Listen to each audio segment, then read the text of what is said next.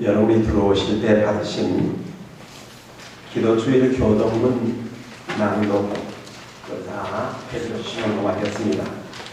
작은 글씨는 제가 읽고 큰 글씨는 여러분들이 좀 아주 하느님 앞에 큰 소리로, 여러분들이 저건저건 하지 말고 아주 큰 소리로 정말 마음에서 우러나오는 큰 소리로 같이 읽으면 좋겠습니다. 교동문. 은혜의 시기가 끝나기 전 새로운 대속주의 주관을 허락해 주신 주님께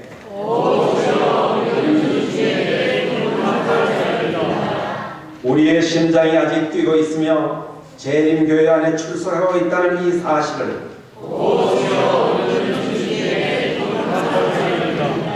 열매 없는 무화과 나무가 되어 잎만 무성하였을 뿐 땅만 버려온 쓸모없는 고목을 금년에도 찍어 아궁이에 던져버리지 아니하였음을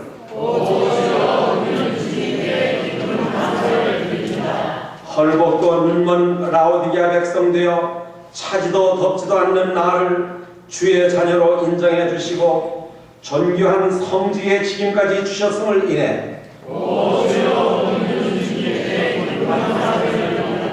수없이 많은 징조를 통해 시대의 긴박성을 보여주시며 성도의 길을 걷도록 붙들어 주신 나의 몸으로 지은 죄가 땅을 덮었고 나의 입으로 지은 죄가 바다를 메웠으니 나의 마음으로 지은 죄가 태산을 이루었으니 영원히 버림받는 이 죄인을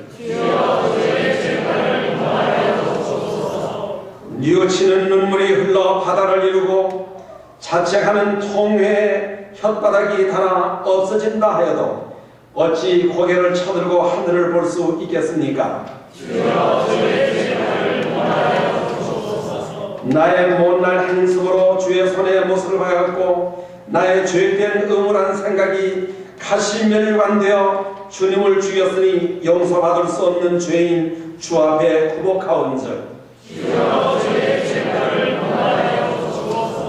얽힌 죄악의 매듭을 풀어주시고 상처 입어 버림받은 나에게 대속죄의 주관을 허락해 주신 이 시간부터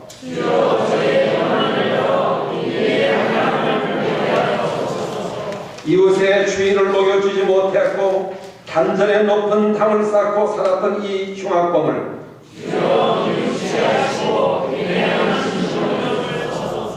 회개하지 못한 죄가 누룩으로 남아 치유될 수 없는 암균이 우리 몸속에 번져 있어 영적으로 눕는 병든 이 죄인을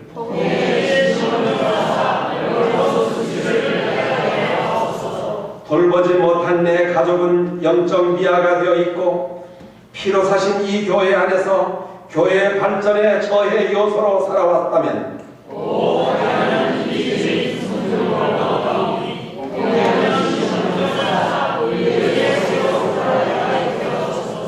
주님을 닮은 데 없는 사생아 된 나를 버리지 마시며 변화되지 못한 저의 삶에 심판의 불을 던지지 마시고 다시 한번 긍휼을 베푸시사 속죄의 주관을 의미를 알게 하여 주소서. 제가 원합니다. 신앙의 참뜻을 깨닫게 하옵시며 속죄받은 기연을 맛보게 하옵시며 십자가의 위대함을 깨닫게 하옵소서. 다 같이 하겠습니다. 시작. 주님의 약속에 우리 모두는 아멘, 아멘, 아멘으로 화답하여 찬송을 올립니다. 아멘.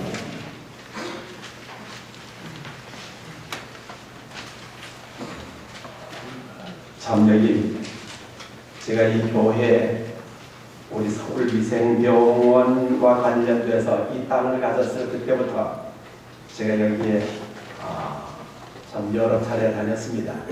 그리고 제가 마석교회에 예식 담임을 했던 때가 있습니다.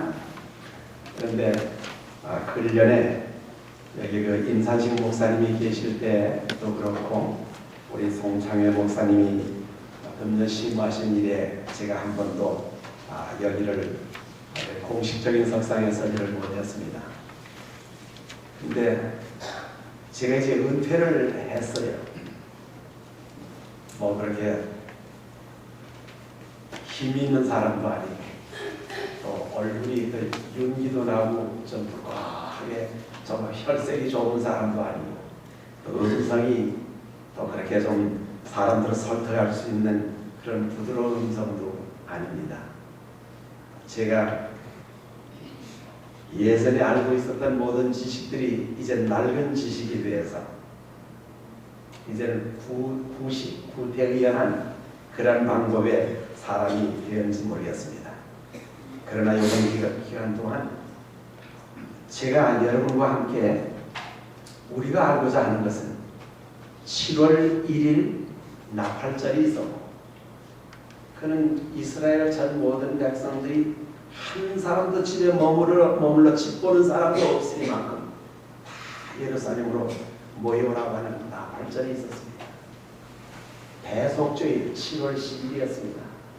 그 7월 10일에 이때 회개하지 아니한 모든 죄인들은 그 백성들은 민족 중에서 다 끊어져서 돌무더기가 되어 죽었거나 혹은 제비 뽑아서 선택된 사람은 모든 회중이 보는 앞에서 유명을 달리할 수밖에 없었습니다.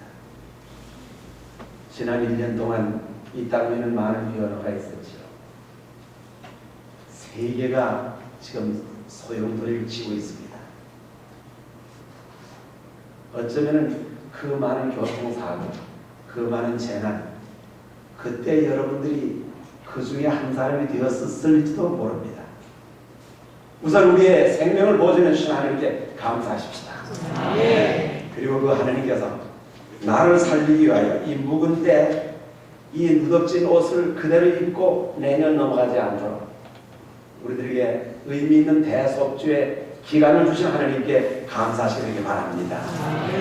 정말 이것은 내 죄를 옆에 사람이 대신 용서를 해줄 사람도 아니고 하나님과 나와의 개인적인 문제입니다. 그리고 제가 천사의 말을 한다고 한들 여러분 마음속에 진심으로 그 마음속에 하나님과의 관계가 형성되지 아니하면은 여러분들 이 시간에 졸릴 수도 있습니다. 그리고 교회 안 나올 수도 있어요. 제가 대총회에 부회장으로 계시는 분이 저하고 싱가포르에서 같이 근무를 했습니다. 근데 그분이 지금 대총회 부회장이신데 저보고 그래요. 교인들의 신앙이 믿음이 있는지 없는지를 아는 것은 뭘 보고 아는지 아느냐.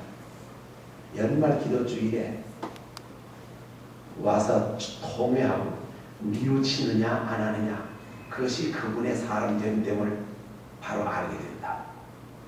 저는 그때 당시에 그 말이 뭐인지 한 반절 정도 이해되는 것 같았습니다. 그런데 정말 내가 이 모습 이대로 또 새해를 맞을 수 있을까? 또 내가 내년 기도주일을 다시 우리들에게 그런 기회가 있을까라는 것을 한번 생각해 봤을 때 우리를 살리기 위하여 이 기도주일을 주신 것은 여러분이 살아야 여러분 가정이 살고 여러분 가정이 살아야 이 교회가 살게 되고 이 교회가 살아야 동중한 앞에 나가서 한국연합회가 살고 세계에 우리 재림교인이 산다고 하는 것을 염두에 두면서 우리가 이제 하나님께서 주신 요한계시록 2장 4절부터 5절에 있는 말씀을 제가 한번 읽겠습니다. 요한계시록 2장입니다. 4절부터 5절입니다. 그러나 너를 책망할 것이 있나니 너의 처음 사랑을 버렸느니라. 그러므로 어디서 떨어졌는지를 생각하고 회개하여 처음 행위를 가지라. 만일 그리하지 아니하고 회개하지 아니하면 내가 네게 가서 네 촛대를 그 자리에서 옮깁니다. 에베소 교회에게 주셨던 이 권면의 말씀이 오늘 우리들에게도 적용되는 것입니다. 특별히 이 마석교회 우리 성도들에게 적용되는 말이라고 생각이 됩니다. 여기 요약을 하면은 처음 사랑을 버렸습니다. 우리는 처음 사랑 가지고 사는 줄 알았는데 하나님이 보시기에 너 처음 사랑 버렸구나. 두 번째는 내가 어디서 떨어졌는지 생각하라. 기도주의를 맞은 이 시점에 내가 어디서 떨어졌는지를 나를 살펴야 그래야 내 어디가 아픈지 진단이 되고 바른 처방이 있을 수 있기 때문입니다. 그래서 말하기를 그렇게 하는 지름길은 회개하여 처음의 행위를 가져라. 그렇지 않으면 내 촛대를 옮겨버리고 말겠다는 것입니다. 여러분 요즘에 버림받은 물건 얘기 들어보셨습니까? 버림받은 물건. 이 세상에는 버려진 물건들이 너무 많습니다. 요즘에는 소모가 미덕이라고 해서 그러는지 학생들이 졸업을 할 때 그들에게 무슨 책을 한 권 사다 주거나 무슨 볼펜이나 선물을 주는 것보다는 꽃다발 한 송이, 꽃 하나 꽂아주는 것. 그러니 한 번 쓰고 없어지는 소모하는 것이 미덕인 세상에 살아가고 있습니다. 요즘 젊은 학생들의 정서가 그렇게 되어 있다는 얘기예요. 그런데 우리가 보면 일회성 컵, 일회성 우리가 종이컵 있죠. 티슈, 한 번 종이를 휴지에서 탁 끓여서 쓱 닦고는 버려버리고 마는 거. 수저, 그 나무 절가지 같은 수저 그런 거. 또 플라스틱으로 된 수저 같은 거 한 번 쓰고 버립니다. 일회성으로 사용되는 그것은 한 번 사용한 후에 비닐봉지 속에 담겨서 그 다음에는 처리장으로 옮겨갑니다. 한 번 쓰고 난다는 얘기래요. 쓰레기 처리장이 모자라서 요즘에는 어디에 쓰레기 처리장 한다고 동네 사람들이 저 데모를 많이 합니다. 이제는 쓰레기도 버릴 수 없는 때가 됐어요. 그 쓰레기, 쓸모없는 것들을 버려야 하는데 더군다나 거기 핵폐기물 같은 것은 저기 저개발국가 아니면 저 섬 같은데 그런데 사람이 가까이 가지 않은 그런 곳 저개발국가에 돈을 주어서 그 폐기물들을 버리는 것을 우리는 종종 보았습니다. 버려야 할 것도 이젠 버릴 장소가 없는 세상이 됐어요. 저는 오늘 첫 시간에 이것이 어떤 물질적인 면에서 버려야 하는 것도 중요하지만 하나님께서 이 교회를 세우시고 성전이라고 하셨습니다. 성전 안에 있는 여러분들만은 최소한 버림받는 사람이 되지 않아야 되는데 또 여러분들 집에 아침 저녁으로 예배를 드리는 성도의 가정에 우리는 버릴 것이 없는 그런 깨끗한 집으로 살았어야 하는데 아까 하나님이 보시니 책망할 것이 너무 많다. 넌 믿은 지 얼마쯤 됐니? 저는 1952년 3월 10일부터 교회를 나왔어요. 장감유교 들어간 게 아니고 바로 우리 안식일 교회로 나왔습니다. 그래 돌아다 보니 꽤 먼 길 걸어왔는데 정말 먼 길 걸어왔는데 안식일 교인으로 살으라고 하고 안식일 교회에 필요한 양들을 목양하느라고 하는 목자로서 살았는데 내가 하나님께 버림받은 사람은 아닌가? 또 내가 버려야 할 것 제대로 버리지 못하고 살은 건 아닌가? 나는 이 기도주일에 내 자신을 한번 성찰해 보면서 오늘 우리 마성에 있는 모든 성도들이 이런 분위기 속에 우리가 한 주일을 하나하나 살피면서 과감하게 버려야 할 것 버리고 그리고 받아야 할 것 받게 되고 그래서 하나님이 나를 이제 이만하면 된다. 내 죄의 용서를 받아보라. 내 죄가 동에서 서히 먼 것처럼 내가 너를 용서하노라고 하는 그런 경험에 우리 모두가 다 들어가시기 바랍니다. 버림받은 사람들. 근데 요즘 물건만을 버리는 것이 아닙니다. 요즘에 보면 버림받은 아내 얘기 많이 들어요. 또 요즘에는 여자들이 조금 더 좀 힘이 좀 센 세대가 돼서 버림받은 남편도 많아요. 버림받은 아이들, 버림받은 노인들, 사람뿐만 아니라 버림받은 개, 버림받은 고양이, 버려진 아이들은 과원으로, 노인들은 요양원으로.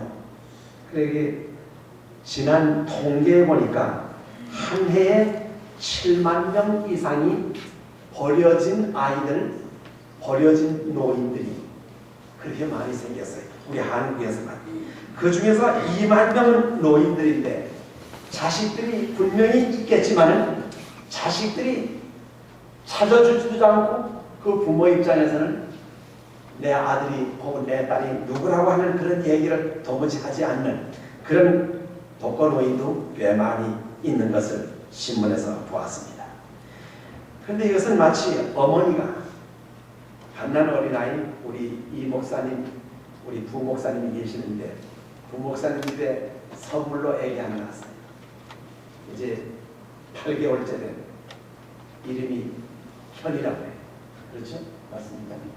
근데 엄마가 애지중지하면서 아기를 목욕을 잘 시킵니다. 매일 목욕을 시켜 잠도 잘 자게 하고 잘 시키다가 이 엄마들이 그 뗏물을 버린다고 바다에 있는 뗏물을 버린다는 게 애까지 버렸다.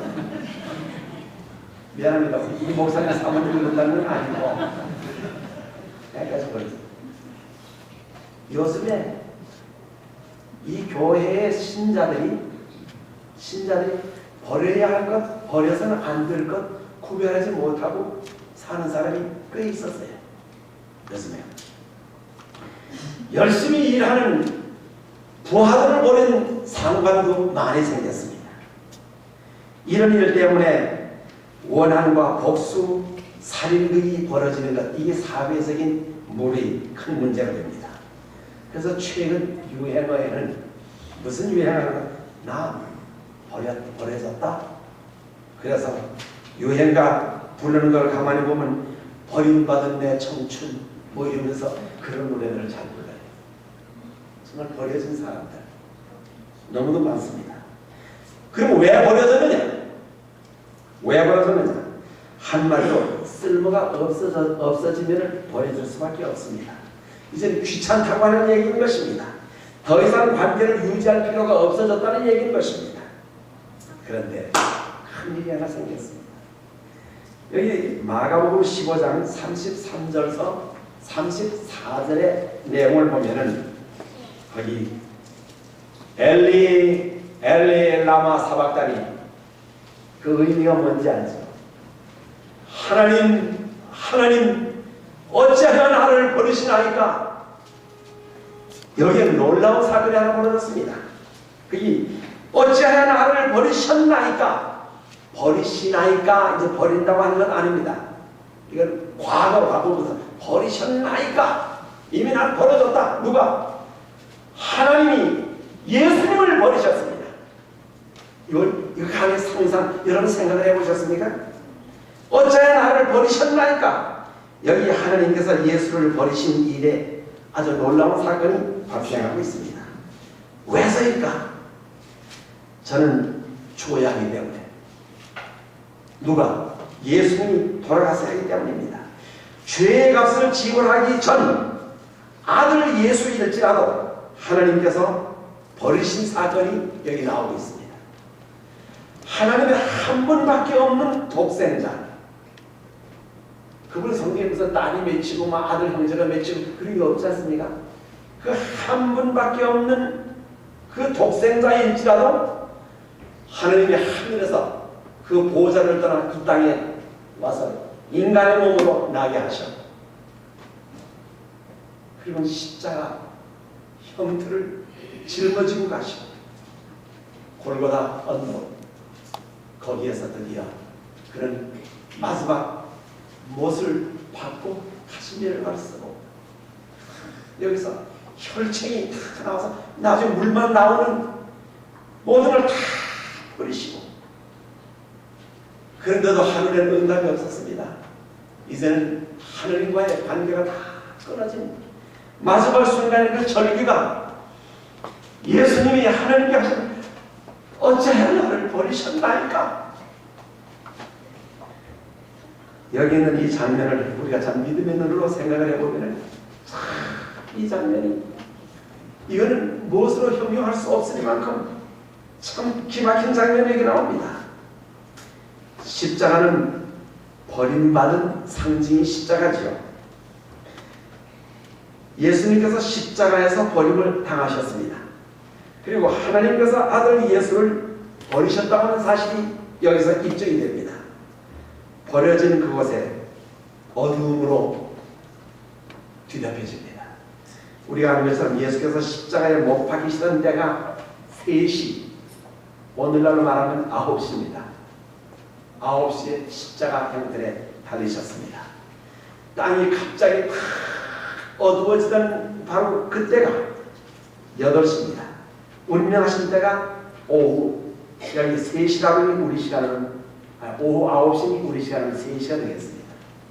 오후 3시에 돌아가신데 하나님께서 아직도 해가 중천에 있어야 하는데 아직도 서산마루에 해가 넘어가기도 전에 하나님께서는 고개를 돌리시고 하늘의 빛도 가려주시고 어두움이 사방을 뒤엎었던 그 깜깜한 순간입니다. 예수님이 버리심을 당했다. 예수님의 생애 중에 가장 비극적이고 슬픈 일이 여기 이상 더 슬픈 일이 있을 수가 없습니다. 하느님과의 분리되는 순간입니다. 인간의 죄짐을 지고 죽임을 당하고 있는 바로 그 순간입니다. 죄의 형벌을 받고 있는 바로 그 시간입니다. 죄의 값을 치르고 있는 바로 그 순간입니다. 하나님께서 독생자 그의 아들을 버리신 시간이 바로 그 순간이었습니다. 하나님이 죄가 얼마나 미웠으면, 죄가 얼마나 이걸 가지고는 안 된다고 하는 걸 알았으면 당신의 독생자일지라도 그 죄의 값을 치르도록 버려두신 그것이 십자가의 사건이었습니다.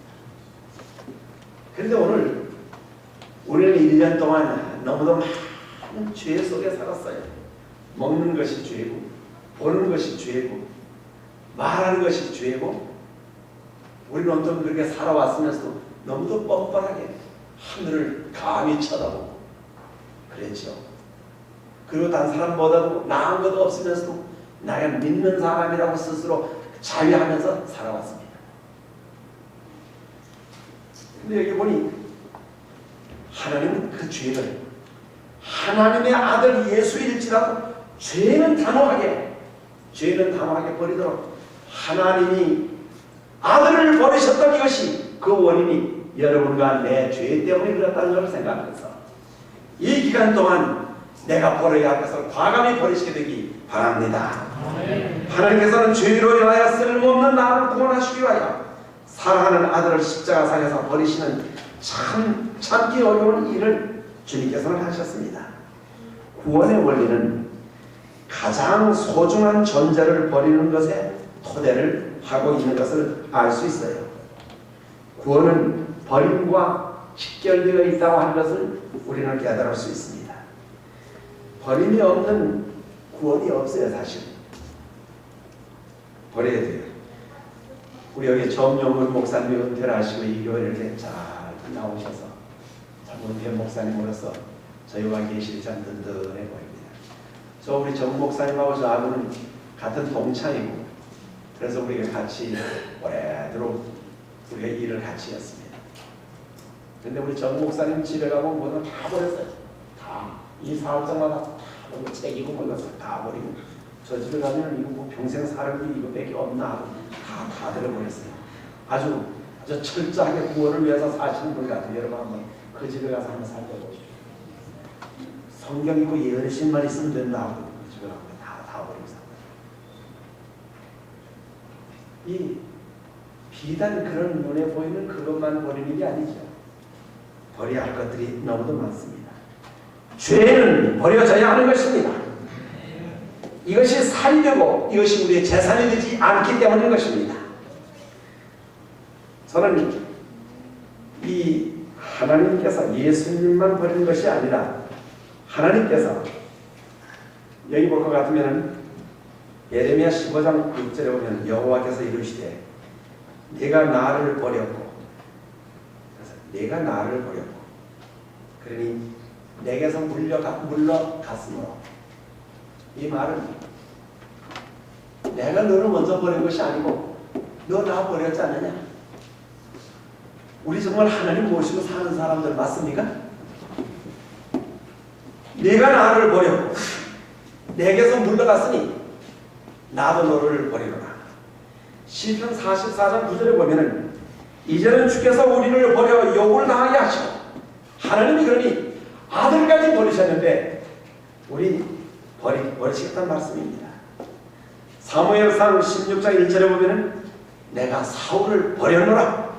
초대 왕이었지만 내가 사울을 버렸노라. 너희가 새 언약을 버리고 내 율법을 버리고 내 하나님의 전을 버렸으니 나도 너를 버리노라. 성경에 보면 우리를 버렸다고 하는 말씀이 거듭거듭 나옵니다. 하나님은 우리 정작 하나님을 버렸다 하면 어떡할까요? 기가 막히죠. 이건 볼짝 나오는 겁니다. 하나님이 우리 이 목사님을 버렸다. 하나님은 버렸는데 나는 그래도 뭐 그것도 버려졌는지 안 버려졌는지도 모르고 교회를 성공서고 그래도 여기 와서 그거는 위선자요. 그거는 앞뒤를 가리지 못하는 사람입니다. 내가 버려졌다고 할 것 같으면 이거는 정말 하나님과의 연결이 우리가 이미 끊어진 사람이 우리는 지옥불에 던져질 그런 사람임에 틀림이 없는 것입니다. 우리가 하나님의 자녀인가? 그렇다고 하면 나는 버려진 사람인가? 아니면 하나님이 나를 지금도 받고자 하나님의 품 안에 있는 사람인가? 지금 이 순간 하나님은 정말 나를 버리신 것이 아닐까? 이런 깊은 통찰을 하는 것이 바로 기도주일에 우리가 갖는 본래 의미라고 하는 것입니다. 금년은 연례 행사로 끝나지 아니하고 정말 나와 은밀한 중에 계시는 그 하나님께 깊이 하나님 내가 이면에 아직도 부족합니다. 하나님 이거 용서해 주십시오. 또 기도하다 보면 하나님 이거 용서해 주십시오. 또 또 생각 하나님 이거 용서해 달라고 하나하나 조목을 들어서 하나님께 아뢰고 하나님께 아뢰었을 때 용서받지 못할 죄가 하나님께는 없다고 그랬어요.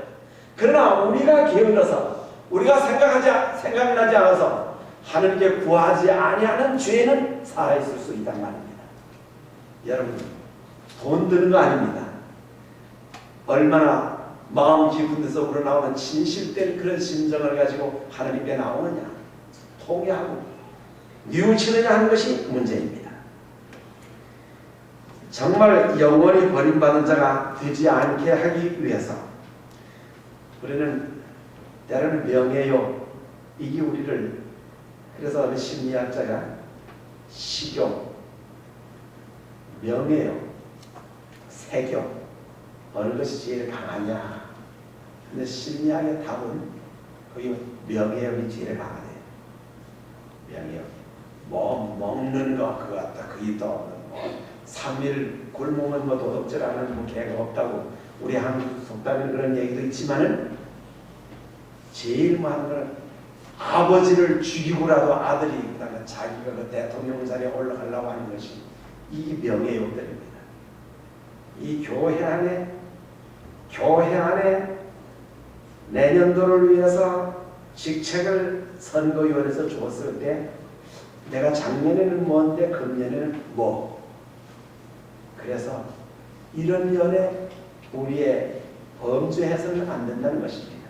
또 주어진 일들에 대해서 이걸 하나님께서 주신 이거는 자명이 아니고 소명이라고 하는 것 그거 망각하고 나는 교회 일을 내 명예를 위해서 일을 했다고 하면 이것도 우리가 솔직하게 하나님께 뉘우쳐야 할 문제들이라고 하는 것입니다.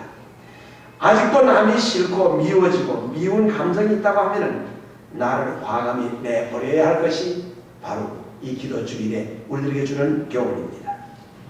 우리가 눈을 감고 있으면 누구는 꼴도 보기 싫고 아이고 누구는 좀 만나지 않았으면 좋겠다고 그러면 그 상대가 그런 것이 아니라 바로 내가 잘못되어 있다는 얘기예요.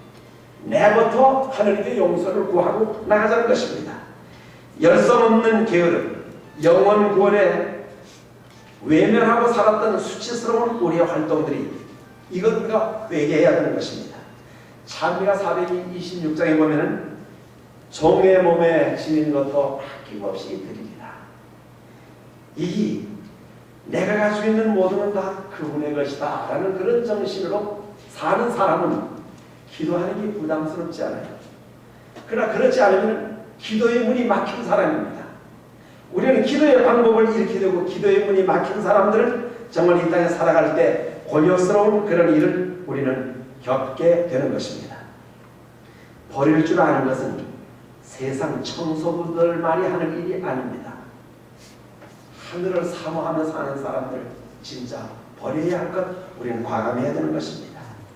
십자가는 예수가 나의 이름을 부르다가 죽으신 곳이며 예수께서 한 손으로는 아버지의 손을 잡고 한 손으로는 탄원하고 회개하는 그 사람의 손을 잡고 연결 지어주는 그 자리가 바로 십자가, 바로 그 자리라는 것입니다.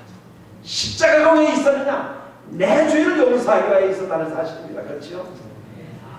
그런데 우리는 십자가를 이 위에 이렇게 붙여놓기는 하고 여인의 목걸이에 여기 목에다 걸기도 하고 무슨 성경 같은 십자가를 금박치로 해서 잘 해놓지만은 진짜 십자가와 나와의 관계없이 살았던 과거가 너무도 긴 세월을 보냈습니다. 그래서 우리의 믿음이 자라나지를 못했어요. 그래서 정말 하나님의 뜻이 무엇인지를 몰랐습니다. 그래서 나는 아버지 하는데 하나님은 나를 아들로 딸로 인정을 안 하고 계셨다는 얘기입니다. 그래서 우리는 하나님께로부터 오는 복의 통로가 막혔고 정말 하늘이 어떤 것이라고 하는 걸 그걸 우리는 상상도 못하고 살은 것이 이 내가 얘기하지 못한 죄의 결과들이었다고 하는 것입니다. 열왕기하 4장 26절에 보면은 너는 달려가서 그를 맞아 이르기를 너는 편안하냐? 내 남편이 편안하냐? 아이가 편안하냐? 이건 엘리사와 수렙 여인의 대화 속에서 나오는 얘기입니다. 여러분 엘리사 기적, 아주 이적의 선지자입니다. 그 선지자가 그에게 준 귀한 선물 아들을 받았는데 아들이 이제 병들었어요. 그러니까 아들 내가 언제 아들 달라고 그랬습니까?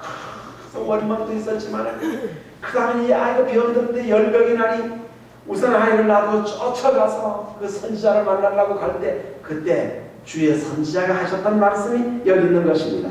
내 남편이 편안하냐? 내 아이들은 편안하냐?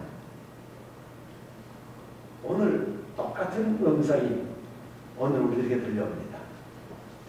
그래, 지난 1년 동안 내 코에 호흡이 있게 하고 늘 이 교회 교인으로 여기 출입하는 걸 내가 거부하지를 않았고 그러는데 너희 집은 편안하냐?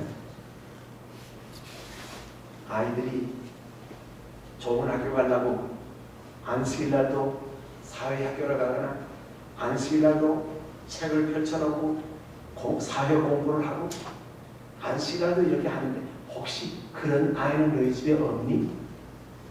하나님 오늘 우리에게 부르십니다. 내 아내는 편안하냐? 내 남편은 편안하냐?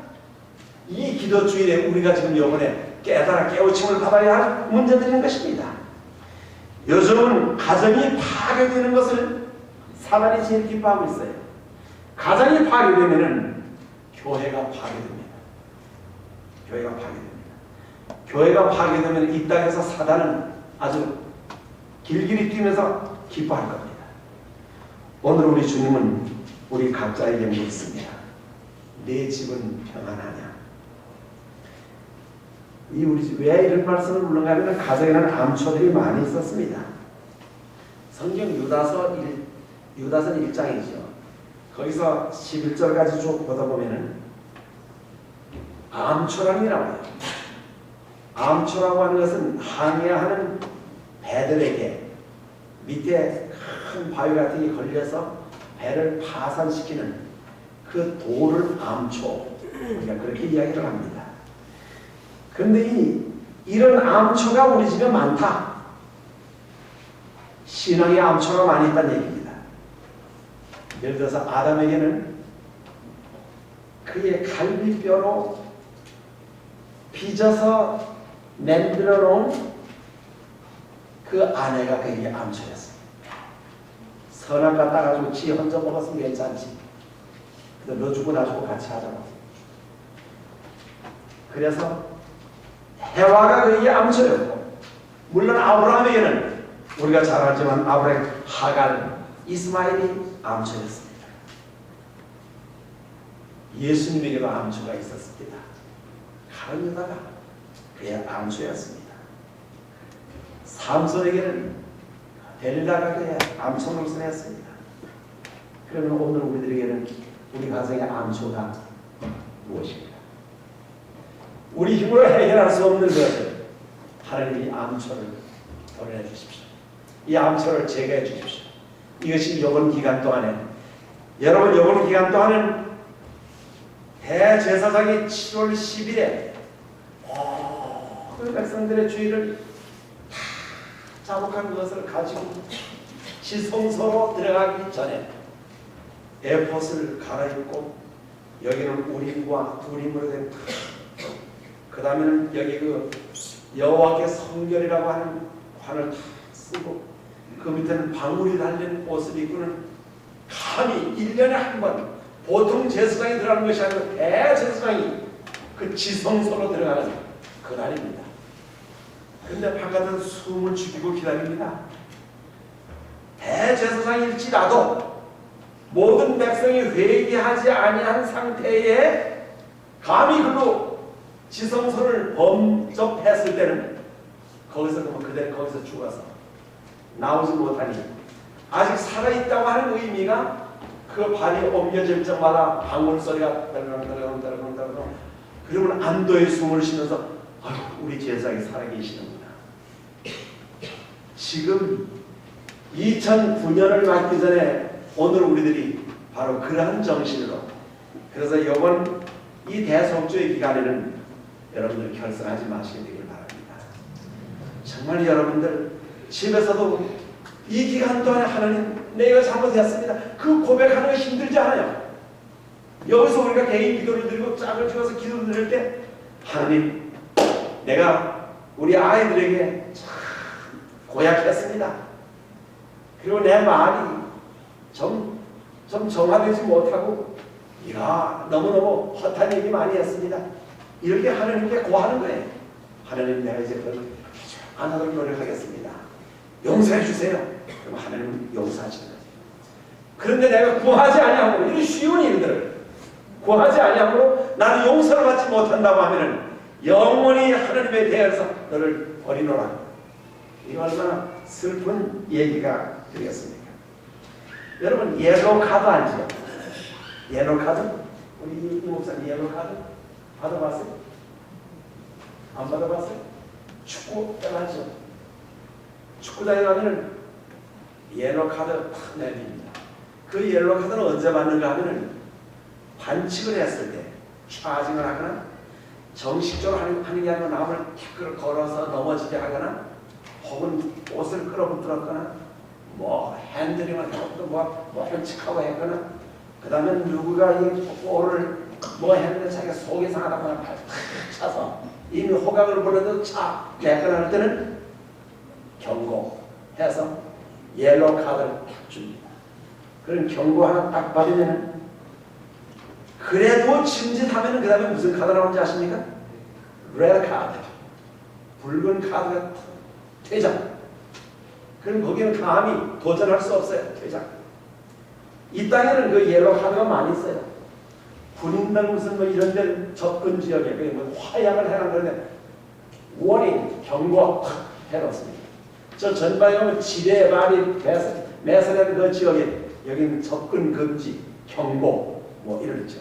도시 가스들 뭐 하는데 여기는 뭐뭐 금지. 또 그 다음에 여기 가스 싣고하는 차 같은 데는 경고, 가까이 따라오지 마십시오. 이런 경고들이 많이 있어요. 이 길거리 갈 때 시그널 이쪽에 신호등들이 있습니다. 그런 신호등들은 그거대로 살아줘야 되는데 살지 못했을 때는 경고, 사람도 경찰도 들어가고 있는 거예요. 여기 우리는 운동 경기에서뿐만 아니라 오늘 우리들에게 이 기도 주일에는 경고장을 우리들에게 주고 계십니다. 경고. 아까 너 첫사랑 뭐랬니? 너 처음 믿을 때만큼 지금도 그만한 열성 있니? 너 나를 사랑하니? 하나님이 우리들에게 경고를 하시면서 물고 계시는 것입니다. 이럴 때 우리는 에스겔서 33장 9절에는 너는 악인에게 경고하고 돌이켜 그 길에서 떠나라. 그가 그 길에서 떠나 돌이키지 아니하면은 자기 죄악 중에서 죽으려니와. 대속죄의 의무가 바로 여기 있습니다. 성경상 가장 큰 죄로 지목되는 것이 뭐냐? 로마서 2장 21절에 보니 하나님을 알되 하나님으로 영화롭게도 아니하고 하나님께 감사치도 아니하는 죄이라 그랬어요. 이것이 성경상 가장 큰 죄의 목으로 여기 나오고 있습니다. 우리의 가정일로 경고를 받아야 할 옐로 카드를 받아야 할 때가 많이 있습니다. 너 남편 노릇 제대로 했니? 너 아내 노릇 제대로 했니? 너 부모 노릇 제대로 했니? 너 목사 노릇 제대로 했니? 너 장로 집사 노릇 제대로 했니? 이거 여기서 여보가 하나님께서 우리에게 경고장을 주면서 경고장 주면 어떻게 자기 살펴야죠. 도전하면 안 되는 거예요. 그럼 레드 카드를 다시 우리에게 받게 됩니다. 그러니 여기에 우리는 진짜 우리 가정은 경고장을 받을 만한 그런 사람들은 아닌가? 내가 어떤 면에 경고장을 받아야 되는가? 우리는 이 땅에 살면서 예수님과 동행하지 아니하고 다른 사람과 동행하면서 살았습니다. 제가 아주 어떤 데는 그 생각만 해도 아주 아찔하고 부끄러운 그런 일이 한 번 있었어요. 여기 제가 우리 석계역 앞에 거기 살았는데 6호선을 7호선을 타고 와서 6호선으로 환선 바꿔 탔어요. 근데 우리 집사람하고 우리 사람 뒤에 나는 이쪽 문을 나고 그날 늘 같이 나갔는데 뒷문으로 이렇게 그쪽으로 나갔고 그래서 나는 앞문으로 나갔는데 우리 집 사람이 거기서 와서 앞으로 탁 와요. 그래서 다저는 내 딸은 거기 가서 뒤에 가서 놀래키려고 딱 잡았어요. 근데 딱 잡고 보니 깜짝 놀랐는데 왜 딸은 아주머니네.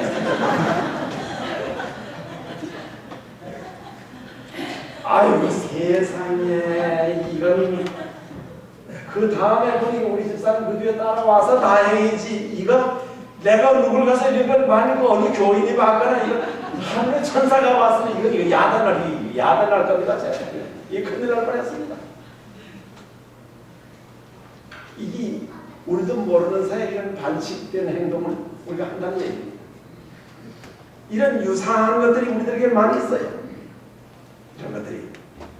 그런데 자기 아내와 남편이 동행을 했어야 되는데 그래 나는 똑같은 옷을 입었으니 우리 제 집사람을 놀려준다고 그렇게 딱 그런 게 그만 그날 그는 실수를 했는데 도박꾼과 동행을 하면은 노름꾼이 되지요.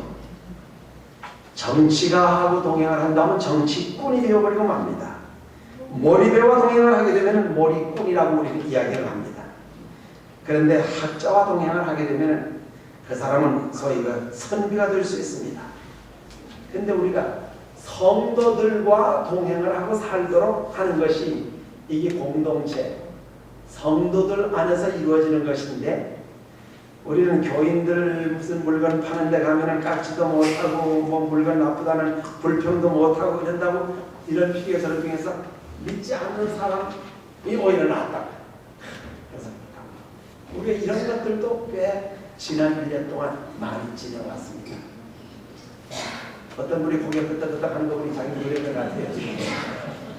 이런 일이 우리에게 많이 있다는 얘기입니다. 졸다가 다락에서 떨어진 유두부 같은 입장은 우리가 아닌가. 안식일을 반나절만 지키고 나머지 시간을 잘라먹는 그런 사람들은 아닌가. 요즘에 교회가 교회로서의 모든 위치를 다 잃어가고 있어요. 여러분, 천주교의 수녀들, 신부들 기도하는 모습 한번 자세히 보십시오. 그분들은 꼭 합장을 하고 기도합니다. 불교 신자들이 불당 앞에 가서 1000배, 절도 한 번 하는 게 아니고 1000번 절하고 3000번 절하고, 그때 손을 모슬렘 교도들이 라마다 기간 동안에 금식을 하면서 메카 성전을 하면서 하루에 5번씩 엎드려 절하는 것. 그러나 이 기독교인, 그저 우리 안식일 교인들, 여러분들이 오늘 기도하는 모습을 내가 눈을 뜨고 봤다고 하면은 어떤 모습일까? 그냥 기도하다 고개를 떠들고 손을 가져서, 그러면 잘 빨리 기도가 끝났으면 좋겠다, 아멘, 그 소리만 아멘만 하는 그런 사람들 아닌가.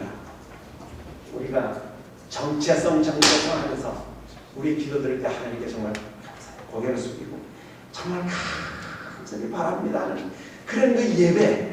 성경에는 전부 경배하라, 예배하라. 여기 하늘과 땅과 물들의 근원을 만드신 이를 경배하라.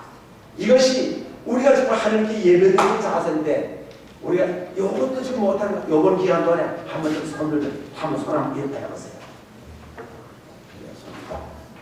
그리고 고개를 좀 천천히 숙이고, 이게 우리는 모슬렘 교도들이 이 카피트 혹은 이런 데서 어떤 면 비행기 타고 가다 보면은 조그마한 카피트 놓고 비행기 안에서도 절하는 사람들.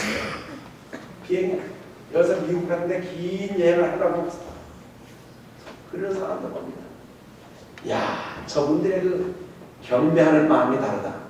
나는 이번 기독주의를 마치면서 여러분들이 이제부터는 이 마석교회가 기도하는 분위기부터는 좀 달라지고 예배하는 정서가 달라지는 그런 교인이 되게 해달라고 하나님께 기도하시게 되기 바랍니다. 하나님의 물건을 우리는 도둑질하며 살았던 것도 많이 있었습니다. 여기는 예언의 모든 경고는 우리를 준비하기 위한 하나님의 사랑의 메시지가 계속 이어지고 있습니다. 재림 성도의 고유의 기별마다 잊어버리고 사는, 그래서 재림의 기별도 들은 지가 너무도 오래된 이 교회가 그렇게 됐다고 하면, 이 교회는 정말 우리 간판대로 살 수 있도록 그렇게 얘기해야 하는 것이 사실인 것입니다. 우리는 변질된 어떠한 것도 교리가 될 수는 없습니다. 진리는 변할 수가 없는 것입니다. 우리는 절대 10몇 번이 흘러도 장로교인이 아니고 감리교인이 아닙니다. 장로가 교회의 주인으로서 청빙을 해서 어느 게 무슨 사역자를 여기 데리고 와야 되겠다, 이런 것 용납할 수가 없는 것이고. 그런데 요즘은 미국에 우리 재림교회가 어느 목사님 뭐 하면 청빈위원회라고 하는 걸 해가지고 한국에 누구 나한테도 전화가 많이 와요. 그 장거리 전화에 신 목사님, 아무개 목사님이 어떻습니까? 왜 그러시냐고. 우리가 그분을 좀 하려고 하는데 몇 사람의 후보자를 지금 대가고 있다. 난 한마디로 그건 장로님이 할 일이 아닙니다. 그 일은 원리가 당신에게 있는 게 아닙니다. 우리가 재판장이 될 수도 없습니다. 우리는 이번 기회에 정말 내 신앙의 본질을 바로 깨닫고, 이것이 우리의 정체성을 회복할 수 있는 바로 아주 구체적인 핵을 여기서 배우게 되는 것입니다. 여기 이걸 좀 더 이해한다고 하면, 어린이들이 놀이를 할 때에 메시지 릴레이라는 게 있죠. 메시지 릴레이 뭔가 하면 두 줄로 이렇게 세워놓고는, 두 줄 세워놓고는 앞에다가 이제 얘기를 하죠. 뭐라고 얘기를 하는가 하면, 이쪽에서 이제 메시지를 주죠. 송창현 목사님 내일 대통령인데, 그걸 뒤로 열면 이쪽에서 이제 보내시고 해서 저 뒤에 가서 그 기별이 바로 됐는가 안 됐는가 하는 것이 이게 메시지 릴레이인데, 이걸 미국 사람들은 뭐라고 하는가 하면 러시안 게임이라, 러시안 속담이라고 해요. 소련 사람들과 거짓말, 본래 자기 의도도 모르고 자꾸 이랬다 저랬다 한다고 해서 러시안 속담이라고. 그 얘기들은 러시아 사람들은 이거는 아메리칸 속담이라고 이렇게 놀라야 됩니다. 이건 본래의 의미가 상실되어 갔다고 하는 것입니다. 같은 릴레이가 똑같은 소울스는 하나에서 나갔습니다. 그렇죠? 아담, 셋, 에노스, 게난, 말랄렛, 야렛, 에노, 무드셀라, 라멕, 노아 10대 흐를수록 똑같은 기별이었습니다. 셈, 아르박사, 셀라, 에버벨레, 루스루, 나우라데라, 아브라함 똑같은 일이었습니다. 이삭, 야곱, 요셉, 그 다음에 쭉 나서 430년 노예 생활을 했어도 그 다음에 온리엘, 에오, 삼갈, 더보라, 바라, 기도원, 입다, 입사하는 뭐가 다 똑같은 기별을 예수님의 기별이 같았습니다. 화이부인의 기별이 같았습니다. 우리는 변질되지 않은, 우리는 러시안 게임에 속하는 사람도 아니고 우리는 제7학생 예수 재림교회 아담에게 주셨던 기별을 오늘 우리가 간직하고 이것이 잘못되어 있는지 혹시 벌레 먹은 것은 아닌지 이것을 재정비하면서 이번 기도주 있게 한 달에 여러분은 이 가슴을 찢고 옷을 찢으면서 하나님께 회개하시게 되기 바랍니다. 제 말을 줄이겠습니다. 자, 이제 나의 이 모습 냉철하게 우리가 살펴보면서 주여 나를 참아주소서. 참 처절한 우리의 모습들입니다. 하나님이 참지 않았으면 우리 벌써 걸려번 죽었던 사람들입니다.